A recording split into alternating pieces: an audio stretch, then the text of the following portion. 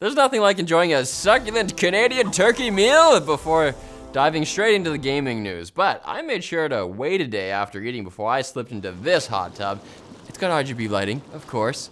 What am I even talking about? Sony has announced a new PS5 model that's slimmer than the old, boring, you don't even want it anymore version. The model has been reduced in volume by more than 30% because it's 2023 and we have to fat shame consoles. Can't do people. The new PS5 will be the new default model once stock of the original sells out, which is great news for connoisseurs of modularity. It features a removable disk drive, leaving open the option of buying a digital edition for $450 USD, then purchasing the disk drive later for $80, only $30 more than it would have cost you if you just bought the disk drive version to begin with. Think of it as a tax for gamers who realize too late that owning nothing may not actually make them happy. Riley. Speaking of $30, if you want to stand the console upright like they have it in all of PlayStation's promoted material, then that's how much you'll have to spend for the separate vertical stand. And speaking of weird product decisions by Sony, their electronics division just announced the $200 Sony InZone Buds, the company's first set of high-end wireless gaming earbuds. These are not to be confused with the $200 PlayStation Pulse Explorer, the company's first set of high-end wireless gaming earbuds for the PS5. But can we expect anything else from the company currently selling phones named Xperia 13, 14, and 15? Unity's CEO and man who looks pleased he just got away with farting, John Riccitiello, is now leaving the company. The announcement comes less than a month after Unity announced a new and aggressive pricing scheme the company mostly walked back after every single person in the world disliked it. That was the fart. In a press release yesterday, Unity announced Riccitiello, it's so many letters, would be retiring effective immediately with James and Whitehurst to act as interim CEO. Riccitiello said, I look forward to this is Borat, supporting Unity through the transition. I can never do accents on camera. I can do them by myself. Based on the response from the game development community, the best way for him to support Unity is to have nothing to do with the company. Troves of devs took to social media to celebrate his departure as if he was just defeated by a young girl, her dog, and a Kansas farmhouse. To be fair, Riccitiello has a reputation of pushing for monetization in the games industry that he earned during his time as CEO of EA, where he apparently needed a PowerPoint presentation to be convinced that fantasy was a commercial genre. Remember Lord of the Rings? Now that he's left Unity, John Riccitiello will naturally still receive his full salary with stock for the next 6 months. Normal business type stuff that happens when you choose to leave willingly. Forza Motorsport is in the middle of a controversy over an apparent graphics downgrade. Turns out the visual fidelity of the released game doesn't seem to match what was shown in last year's gameplay reveal trailer. This is of course known in the gaming community as pulling a Watch Dogs.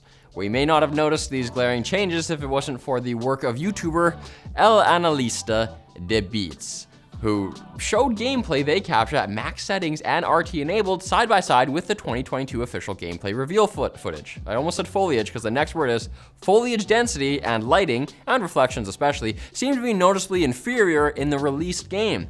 But perhaps this will be fixed later? Pulling intel? Pulling A&B? After all, it's 2023. Just because a game is released doesn't mean it's finished.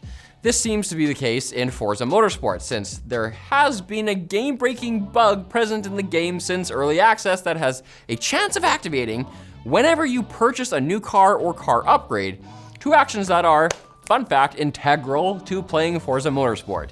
But hey, maybe the devs are just trying to accurately represent real life, where cars also sometimes accelerate to light speed when conditions are just right. Now it's time for the Quick Bits, brought to you by dbrand and their ultra premium Steam Deck case, the KillSwitch. Your soft, moisturized little baby hands will love its super grippy texture, and your game hoarder brain will love the case's modular back panel and its pre-installed kickstand that doubles as an SD card holder. If you love gaming on the go, you can even get a travel cover to replace the OEM carrying case for extra protection and style. Visit mybossisveryshort.com and enter the code GAMELINKED to get 10% off your entire purchase. Not just part of it, the whole thing. Quick Bits are completely hyperallergenic, so feel free to consume as many of them as you like, and they won't even fall out on your couch. Humble Bundle, one of the few remaining entities in the game industry trying to do something other than suck gamers' wallets dry, has announced the shutdown of its Humble Games Collection library. Some subscribers to the monthly Humble Choice service will no longer be able to use the Humble app to access the collection, which consisted mostly of indie games published by Humble Bundle, although they still have access to DRM-free games from Choice bundles in the app's vault. Humble Bundle gives 5% of their proceeds to charity while giving gamers discounts on popular games and hidden gems alike. So let's hope this move helps them continue to prove that not every game company has to end up like Activision Blizzard. Or EA. Or Ubisoft. Or Bethesda, who has released another update to Starfield, which, according to the patch notes, will finally add the much-requested FOV Slider. On top of that, the update also adds improved stability for Intel Arc GPUs for all 5 of you, but Bethesda needs you to know that this is a PC-only fix. Of course, the crowning achievement of the update is the incredibly specific various additional stability and performance improvements. I mean, this is Starfield. That could mean literally anything. For stability, Dredger will no longer enter rocks. In a surprise announcement, any game captures taken on the Xbox or via the Xbox PC app will no longer be stored indefinitely on the Xbox network. Instead, any captures, including those already taken, will be deleted after 90 days, and the first round of deletions are scheduled for January 2024. Now you'll have to back them all up to an external drive or set them to upload to a OneDrive account if you want to keep all of those precious memories of when you finally domed your arch nemesis, Billy Bonk Thornton 69. No one teabags me and gets away with it. Nobody. Hidemaru Fujibayashi, the director of Tears of the Kingdom, has given an explanation as to why the Sheikah technology from Breath of the Wild, like the shrines, guardians, and the divine beasts, are not present in the direct sequel, and it's one of the explanations of all time. In an interview with Telegraph, Fujibayashi stated the tech just disappeared after Breath of the Wild's calamity was defeated, and no one in Hyrule knows why. The guy doesn't know why, the people don't know why. They just assume it's because the tech fulfilled its purpose. Then why did the motorcycle disappear? Its purpose was to help Link do sick jumps. How am I supposed to do my McTwisties now? And Hogs of War, a pig-themed real-time strategy game for the original PlayStation, might finally see a modern remake, thank God. No, actually thanks to a new crowdfunding campaign.